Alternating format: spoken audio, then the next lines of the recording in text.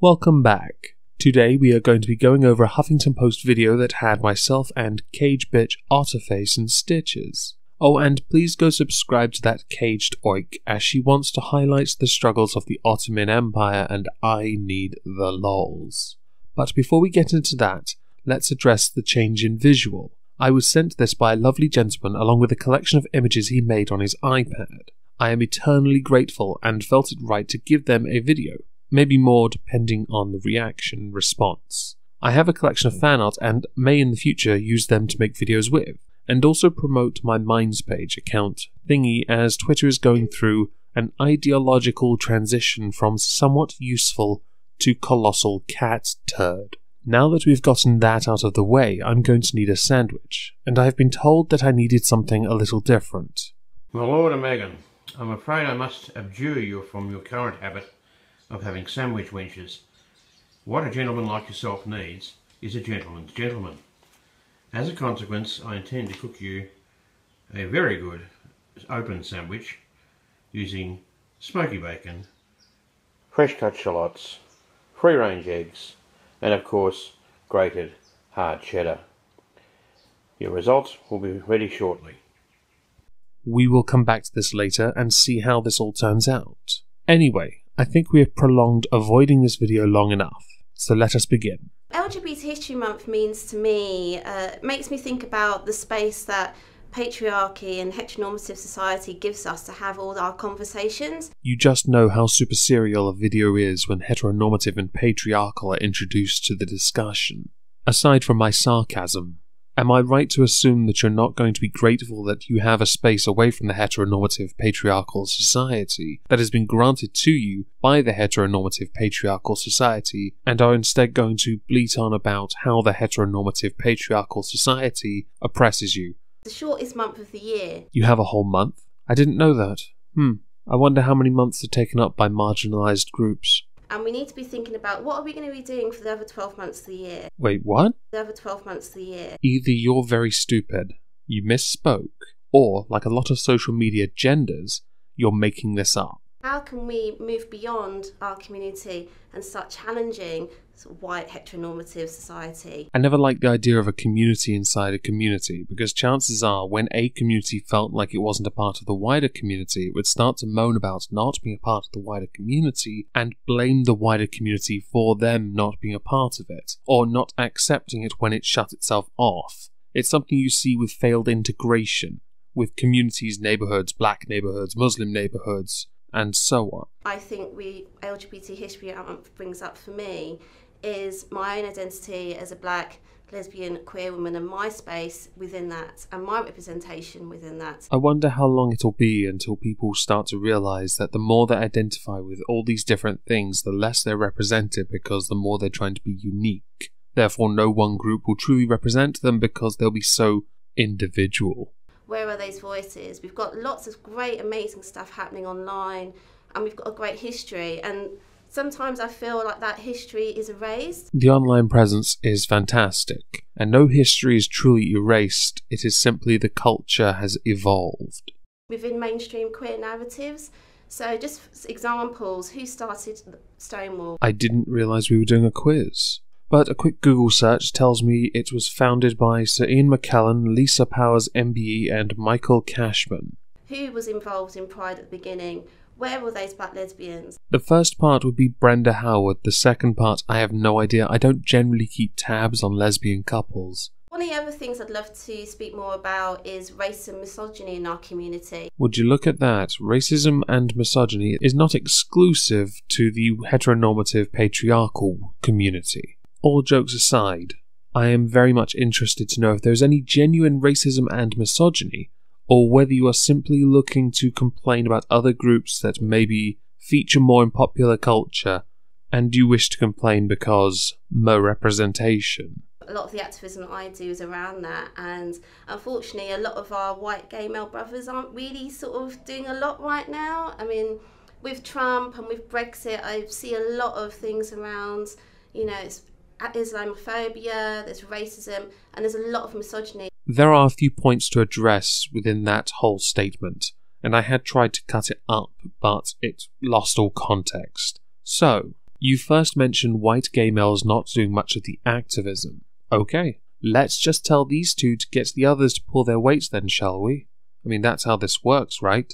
Next, you talk about Brexit and Trump. What on earth do you think white gay males could have done for Brexit or Trump? Are there so many that they could have swung either the popular vote for Brexit, or enough spread across states to get Hillary the electoral college number she needed?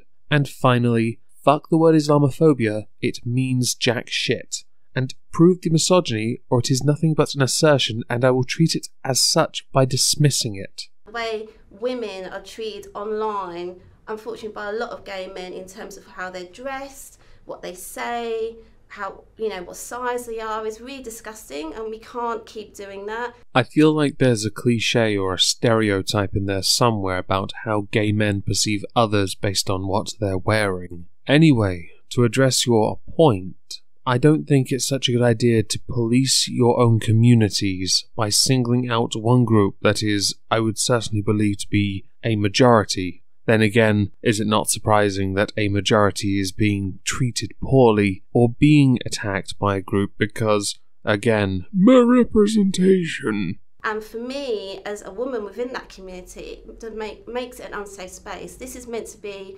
somewhere where I am meant to find myself, and I don't feel solidarity from some of our white gay brothers, unfortunately. I need to resist the urge to make safe space jokes. Now, do you think the reason that white gay men are unable to relate to you has anything to do with the fact that you are a black lesbian queer woman?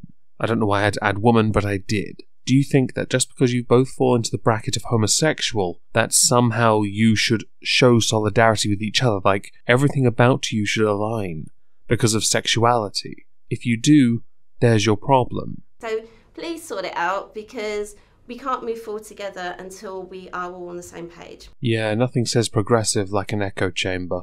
In all seriousness, and I'm saying in all seriousness again and again and again, because I feel like I have to keep making my little jokes just so I don't pull what little sanity I have out of my head. Sexuality should not be the most defining feature about you. If you are trying to find yourself, surely sexuality isn't the only thing you're trying to understand. So by that logic, you don't always align with people just because of your sexuality, unless you're about to tell me it is the single most dominant factor with regards to who you are.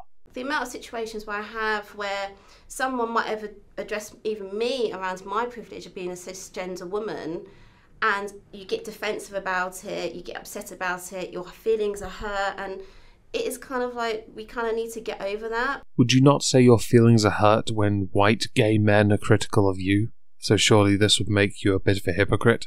Just before we continue, I actually want to find out how my sandwich turned out, and what my gentleman's gentleman did for me. And there we are, my lord. A breakfast, open sandwich, lunch, whichever way you like to look at it. Fit for a gentleman of your status. Now I must advise, I've laid out your blue suit with the black Oxfords, of course, not brogues.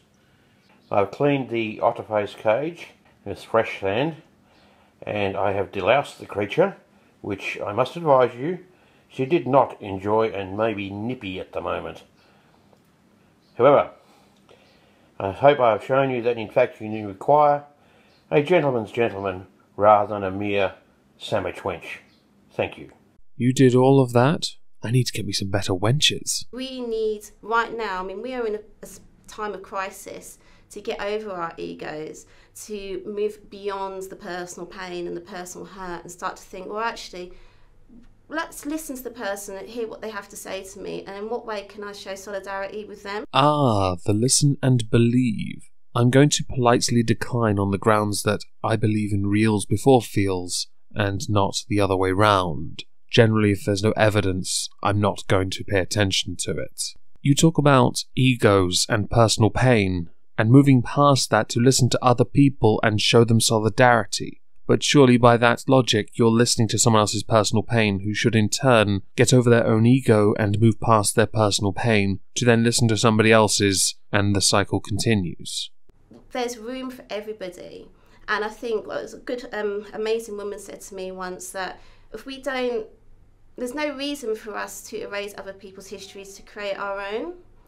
And by doing that, we end up flattening out the conversation so that we can't actually hear each other. Shoddy subtitles aside, I can't help but feel you're conflating history and culture. Culture changes, it always does. History in the past is pretty much cemented. There is inherent bias and you'll have to find credible sources and evidence, but history is something else entirely. My message to the wider LGBT community is, it's amazing we have this 1 month, but let's not recreate the same oppressive structures that are happening outside of us.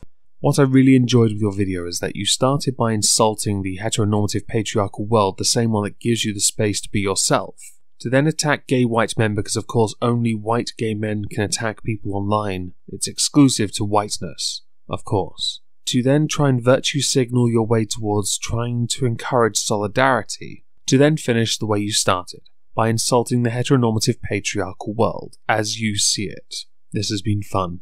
Thank you all for listening.